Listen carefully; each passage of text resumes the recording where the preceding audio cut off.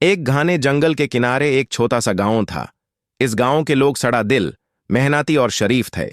दिन भर खेतों में काम करते, रात को चौखट पर चरपे दलकर सितारे गिनते। लेकिन गांव के लोगों की एक बड़ी परेशानी थी, बंदरून की टूली। ये टूली 15-20 बंदरों की थी और इनका सरदार एक काला, बड़ा और ताकतवर बंदर था जिसे सब काला कहते थे। काला की आंखों में ऐसी चमक थी कि देखने वाला भी घबरा जाए। उसका चेहरा अक्सर गुस्से से भरा रहता और उसके दंत निकालकर हंसती हुई शक्ल गांव वालों के लिए खौफ का पैगाम बन जाती। गांव के लोग कहते थे, यह काला सिर्फ एक बंदर नहीं, जादू जनता है। यह इंसानों की हर बात समझता है। और वाकई ऐसा लगता था कि काला और उसकी टूली इंसानों की हर हरकत पे नजर रखती है। हर सुबह जब गांव वाले खेतों में जाते तो वहां का मंजर अजीब होता। मकाई के छिलके इधर उधर बिखरे, केलाओं के झुंड आधे खाए हुए और कभी कभी तो मिट्टी में उल्टे सीधे पैर के निशान। एक दिन एक किसान रहीम जोर जोर से चिल्लाया, अरे भैयो, ये बंदर तो हद से बढ़ गए, पूरी फसल बर्बाद कर दी। अगर ऐसा ही चलता रहा तो हम भूखे मरेंगे। दूसरा किसान बोला, भाई, सिर्फ फसल ही नहीं, कल मेला था, मेरी मिठाई की दुकान से 2 डब्बे रसगुल्ले के उठा ले गए और ऊपर से हमारी ही तरफ मुंह बना के हंस रहे थे। सरपंच ने गुस्से में अपना लाठी पटक कर कहा, यह बंदरून की टूली रोज रोज के लूट मार से गांव बर्बाद कर देगी। अब वक्त आ गया है कि हम इनका कुछ इलाज करें। सब ने हाँ में हाँ मिलाए, मगर दिल ही दिल में सब जानते थे, काला और उसकी टूली से टकराना आसान बात नहीं। लेकिन टूली में एक बंदर दूसरों से जरा अलग था, छोटा, मासूम और खेलने वाला, चिंटू।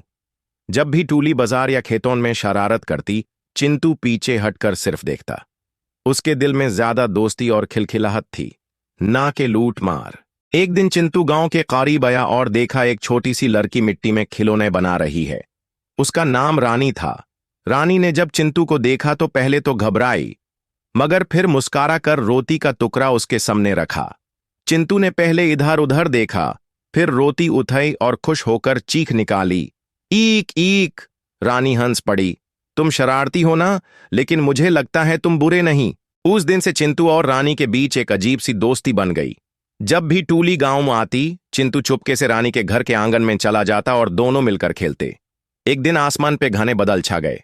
पवन की आवाज से दरख्त कांपने लगे। गांव वाले घबरा गए, तूफान आ रहा है। रात अंधेरी थी, बिजली चमक रही थी और तेज बारिश बरस रही थी। दरख्त गिर गए, खेत पानी में डूब गए, हर घर में अफरा तफरी मच गई।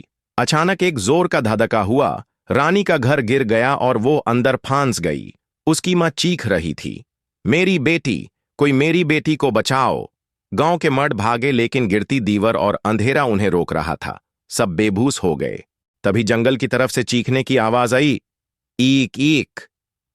ये चिंटू था, जो सारी टूली को लेकर आ गया। गांव वाले समझ गए कि शायद अब ये और लूट मार करेंगे, मगर अगला मंजर देखकर सबकी आंखें खुल गईं।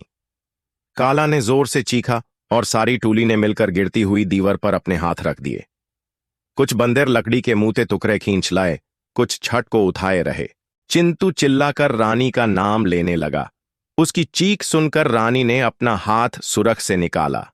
काला ने जोर लगाया और टूली के साथ मिलकर उसे खींचकर बाहर निकाल दिया। रानी अपनी मां के गले लग गई। गांव के लोग हैरान रह गए। जो बंदर उनके दुश्मन थे, आज उनके रखवाले बन गए। अगली सुबह जब तूफान थम गया, गांव वालों ने बंदरों के लिए खेतों के किनारे पर फल और अनाज रखा। सरपंच ने कहा, कल तक हम इन्हें दुश्मन समझते थे, मगर आज ये हमारे रक्षक साबित हुए हैं। अब से हम इनसे दोस्ती रखेंगे। काला ने दूर से देखा, फिर अपना सर झुकाकर आगे बढ़ा और फाल उठा लिया।